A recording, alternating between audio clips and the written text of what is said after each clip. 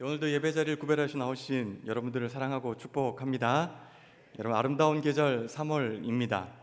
지난주에는 시로 시작했으니까 오늘은 팝송으로 시작해 볼까 합니다.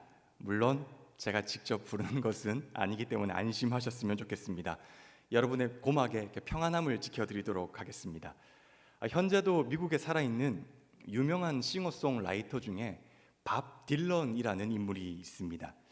그는 유대교인으로 태어났는데요, 중간에 기독교인으로 전향한 적이 있습니다. 당시 그는 예수님의 가르침에 이렇게 흠뻑 빠져들면서 1979년에 Slow Train Coming이라는 곡을 이렇게 통째로 앨범을 하나 발표하게 됩니다. 이 앨범으로 이제 그는 그래미상까지 수상을 하게 되는데요.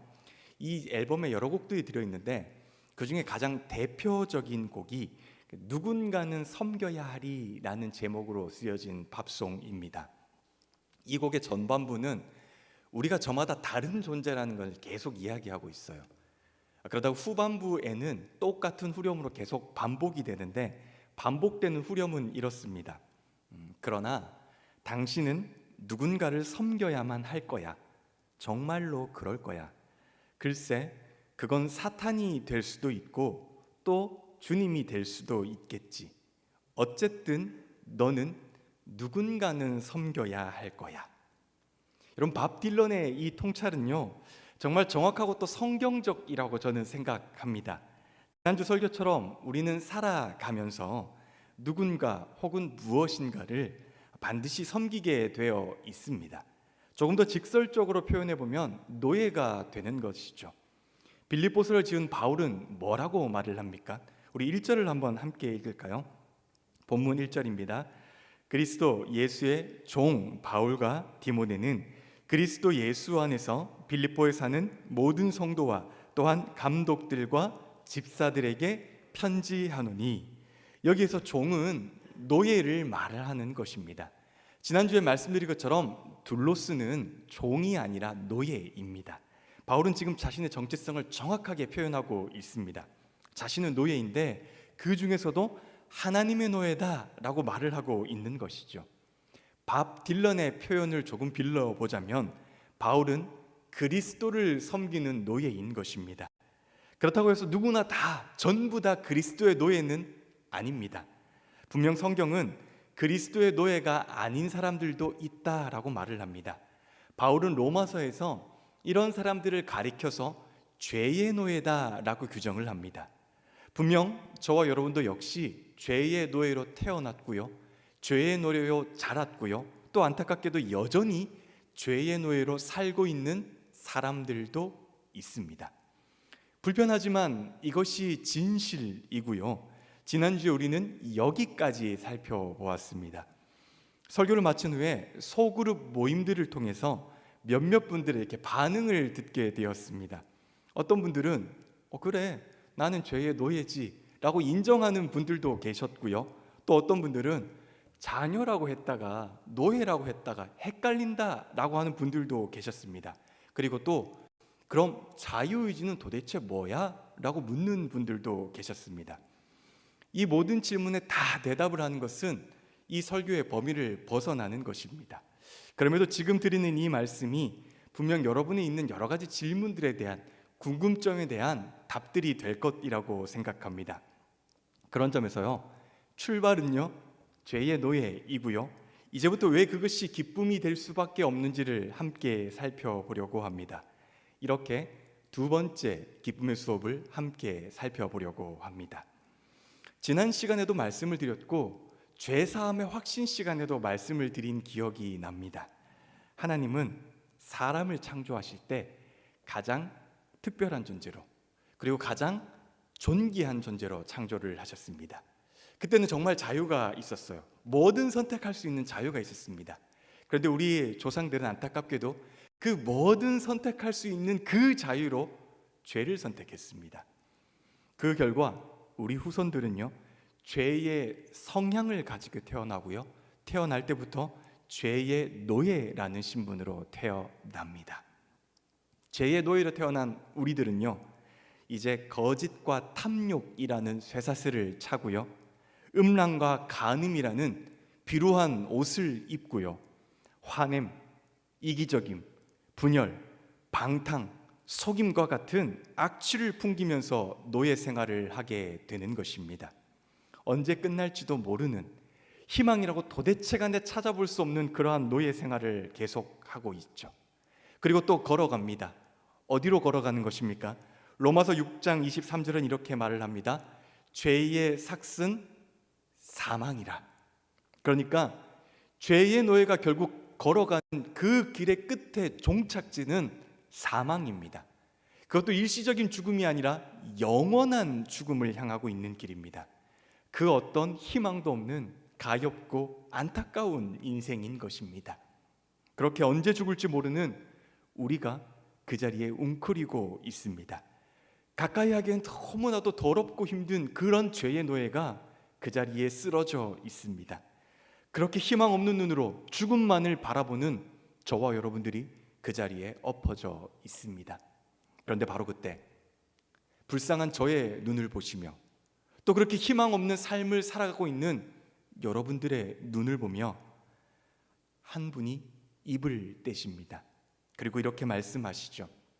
내가 이 노예를 사겠소. 인자한 그분의 음성이 계속됩니다. 이 노예가 빚진 모든 것을 나에게 넘겨주시오.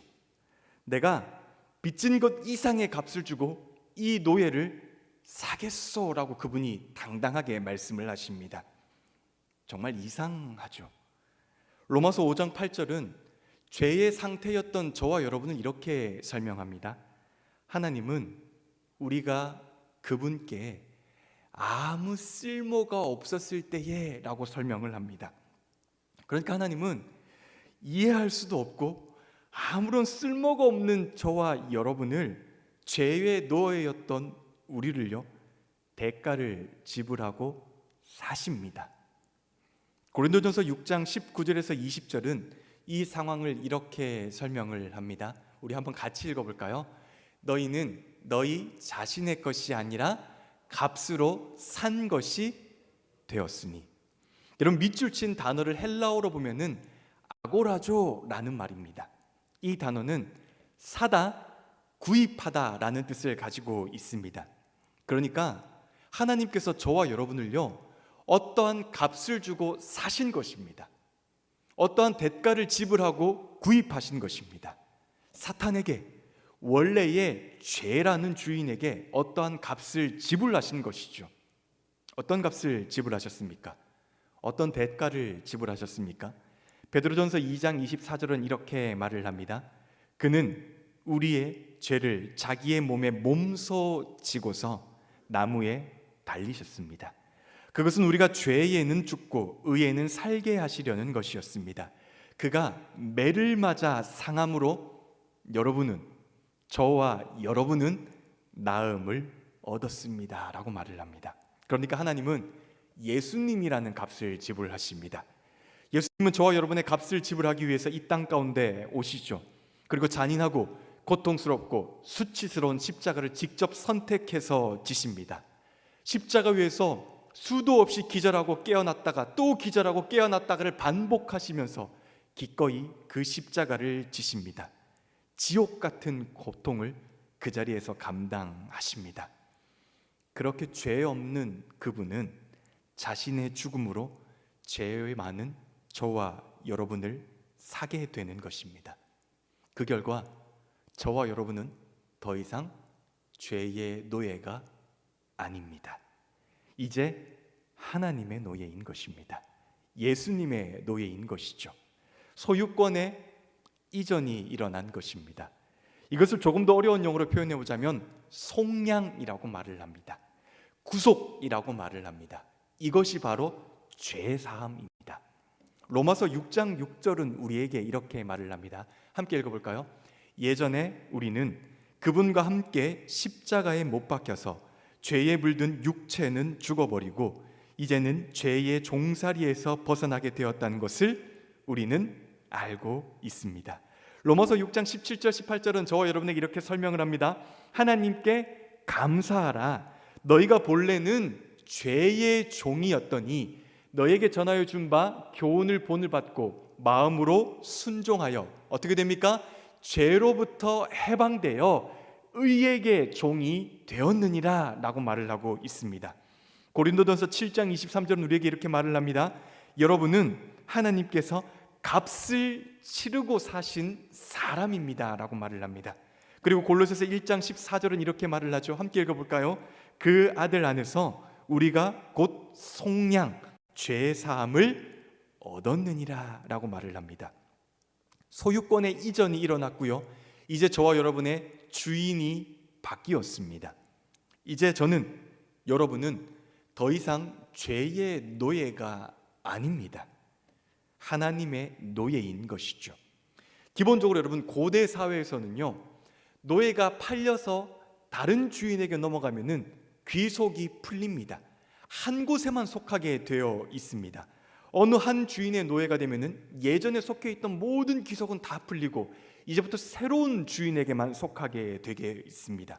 그래서 우리는, 저와 여러분은요, 죄의 귀속이 풀리고요, 지금부터는 하나님께만 속하게 되는 것입니다. 하나님의 노예이기 때문입니다. 속량되었다라는 뜻이죠. 여러분, 여기에 정말 놀라운 기쁨이 있는 것이죠. 왜냐하면 사실 노예의 삶은요, 노예는요, 그 자신이 누구, 그러니까 어느 주인에게 속하였는지가 가장 중요합니다. 이 말이 정말 중요합니다. 여러분, 한번 잘 들어보세요. 주인의 신분이 곧 노예 자신의 신분이다. 여러분, 제가 군에 있을 때의 경험이 한 가지 생각나는데요, 제가 군에 있을 때 저는 이제 비서였습니다. 높은 분의 비서였거든요. 그러다 보니까 회의 준비를 참 많이 했습니다. 사회에서는 나이에 대해서 조금 대우를 해주지 않습니까? 나이 순서대로 조금 대우를 해줍니다. 그런데 군은 무조건 계급입니다. 회의 자리도 계급 순서대로 앉습니다. 그리고 회의를 마치고 나갈 때도 계급 순서대로 나갑니다.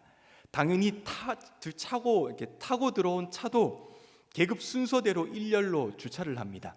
예를 들면 대령의 차를 제일 앞에 대고요, 그래야 제일 먼저 나가지 않겠습니까?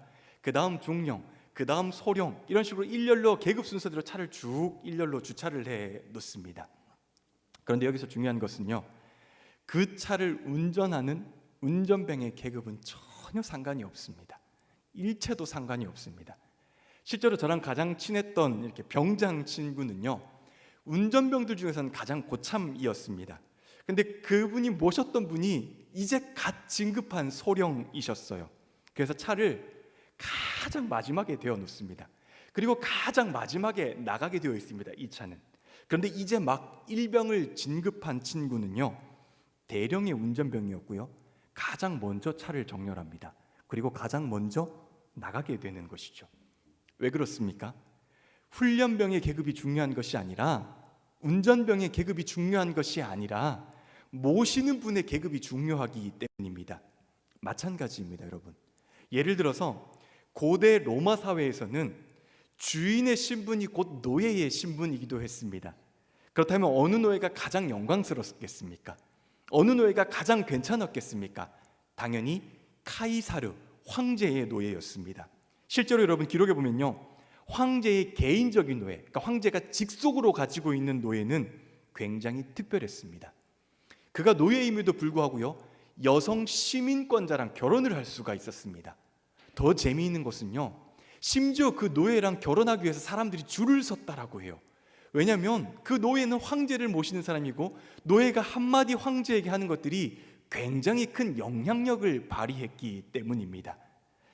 여러분, 왜 사람들이 그 노예와 결혼을 하고 싶어 합니까? 이유는 딱 한 가지밖에 없습니다. 그 노예가 섬기는 분이 황제이기 때문입니다. 아무리 그가 노예라도 그가 섬기는 분이 황제라고 한다면 아무도 그 노예를 대충 마음대로 대할 수는 없습니다. 정말로 특별하게 대우하는 것이죠. 그런데 여러분, 저와 여러분을 사신 분이 누구십니까? 저와 여러분을 값을 지불하고 사신 분이 누구시죠? 하나님이십니다. 황제랑은, 로마의 황제랑은 비교도 안 되는 분이십니다. 그분은 이 세상의 주인이시고요, 그런 그분께 속한 저와 여러분이 사실 대접받는 것은 살아가면서 어마어마하게 많습니다. 실제로 우리는 살아가면서 그런 대접들을 받고 있습니다. 손경민 씨가 지은 CCM 은혜의 가사가 이렇지 않습니까? 우리가 사실 너무도 잘 알고 많이 부르는 노래 아닙니까? 내가 누려왔던 모든 것들이, 내가 지나왔던 모든 순간이, 내가 걸어왔던 모든 순간이 당연한 것 아니라 은혜였소. 내가 이 땅에 태어나 사는 것, 어린아이 시절과 지금까지 숨을 쉬며 살고 꿈을 꾸는 것, 당연한 것 아니라 은혜였소. 모든 것이 은혜, 은혜, 은혜, 한없는 은혜. 내 삶에 당연한 것 하나도 없었던 것은 모든 것이 은혜, 은혜였어 라고 말을 합니다. 여러분, 우리가 은혜라고 고백하는 것들은 저와 여러분이 무엇을 잘해서 누리는 것이 아닙니다. 저와 여러분이 그럴 자격이 되어서 누리는 것도 아닙니다. 그저 저와 여러분을 죄에서 구원하신 하나님 때문에, 예수님 때문에 우리가 그것을 누리고 사는 것입니다. 그러니 어찌 안 기쁠 수가 있겠습니까? 가장 기쁜 노예인 것입니다. 그래서 바울은 1장에서 당당하게 뭐라고 말을 합니까? 나는 하나님의 노예라 라고 말을 하는 것이죠. 신약의 모든 성도들은 그리스도에 되면 제일 처음 했던 말이 이것입니다. 나는 그리스도의 노예다 라고 하는 것이 그들의 정체성이었습니다. 저와 여러분도 역시 하나님의 노예인 것입니다. 그럼에도 이 땅의 많은 그리스도인들은 우리가 하나님의 노예고 예수님의 노예라는 그 사실을 받아들이면서도 기뻐하지 않습니다.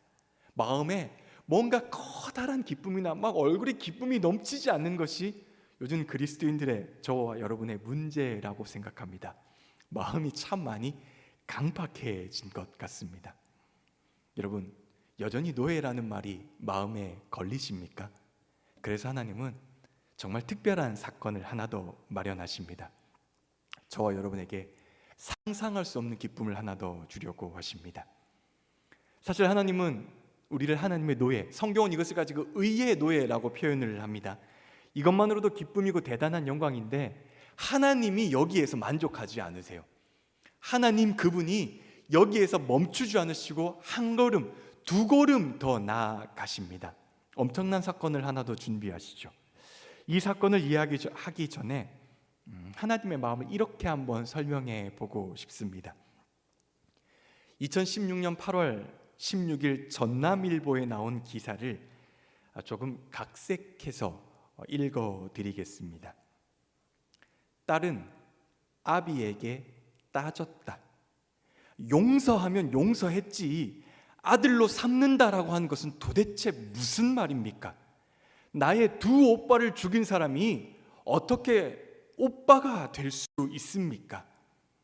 아비는 침묵했고 딸은 목소리를 더 높였다. 아버지, 제발 이러지 마세요. 이렇게 하지 않으면 예수를 못 믿습니까? 그때 아비가 말을 했다. 동희야, 성경 말씀을 자세히 보아라. 성경 말씀에는 원수를 사랑하라 했지 않느냐? 그러니 용서만 가지고는 안 된다. 사랑하라 했으니 아들로 삼아야 하지 않겠는가? 손양원 목사님의 두 아들은 예수쟁이라는 이유로 공산주의 추종 학생들에게 죽임을 당합니다. 이때 두 아들을 죽였던 가장 앞장섰던 인물은 안재선이라는 인물입니다. 후에 안재선이 계엄군에게 잡혔고요. 그가 총살당할 처지에 놓이게 됩니다. 이때 송양원 목사님은 계엄군 사령관에게 편지를 써서 이렇게 부탁을 합니다. 제발 안재선을 죽이지 말아 주십시오.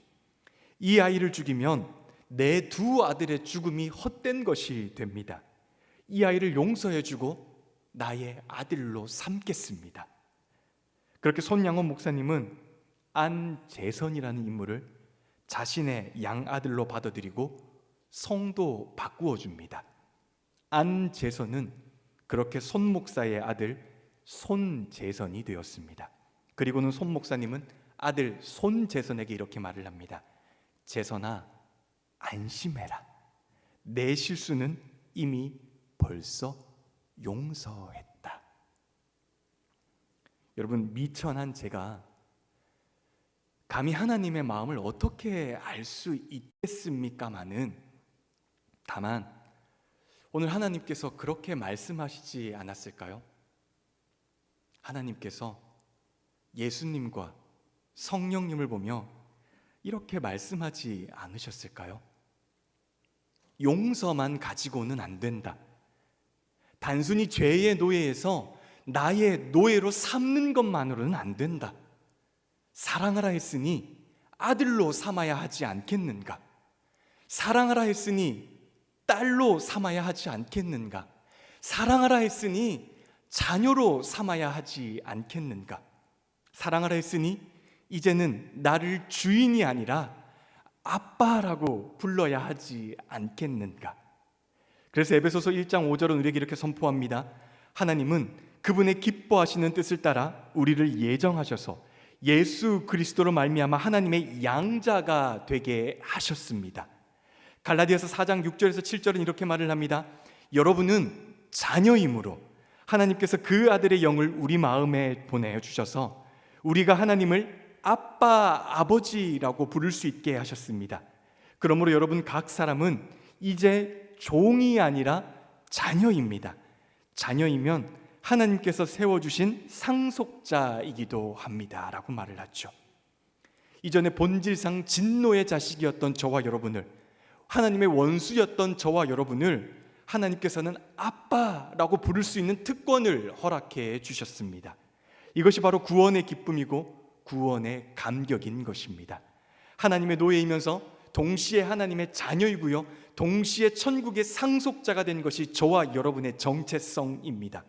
그러니 어찌 아니 기쁠 수 있겠습니까? 이 기쁨은 아무도 빼앗아 갈 수 없는 기쁨입니다. 영적인 기쁨이고요, 근원적인 기쁨입니다. 저와 여러분이 반드시 누려야 할 기쁨이고요, 권리인 기쁨입니다. 바울은 이 기쁨을 너무도 잘 알고 있었어요. 그래서 자신의 정체성을 노예라고 소개하지 않습니까? 빌립보 교인들에게 그 노예라는 정체성으로 복을 빌어줍니다. 바울이 2절에서 이렇게 말을 하지 않습니까? 하나님 우리 아버지와 주 예수 그리스도로부터 은혜와 평강이 너희에게 있을지어다 라고 복을 빌어줍니다. 많은 그리스도인들은 2절을 참 좋아합니다.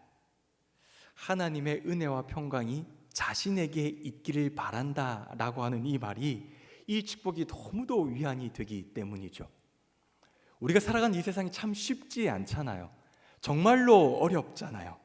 근데 하나님이 우리와 함께하고 그 은혜와 평강이 나와 함께하는 이 축복이 모든 그리스도인들에게 너무도 위안이 되는 것이죠.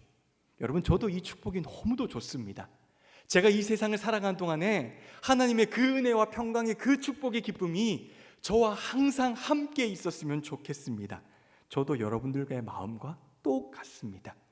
그러나 여러분, 그 은혜와 평강이 모든 사람에게 주어지는 것은 아닙니다. 먼저 선행하는 조건이 있다라고 저는 생각합니다. 이것과 관련해서 조금 전에 언급했던 안재선 씨의 이야기를 마저 들려드리고 싶습니다. 안재선 씨는 후에 아들을 낳습니다. 안경선이라고 하는 아들을 낳습니다. 안경선 군은 처음에 자기 아빠가 어떤 일을 했던 사람인지 잘 몰랐어요. 그런데 자신의 아버지의 장례식장에서 자신의 아버지가 살인자였다라는 사실을 처음 알게 됩니다. 그때 그의 나이 겨우 고3이었습니다. 그는 평소에 자기가 손양원 목사님을 너무도 존경했는데 그 손양원 목사님의 두 아들을 죽였던 사람이 다름 아닌 자신의 아버지였다는 사실을 그 장례식장에서 처음으로 알게 됩니다. 얼마나 충격이었겠습니까? 고3인 그 학생이.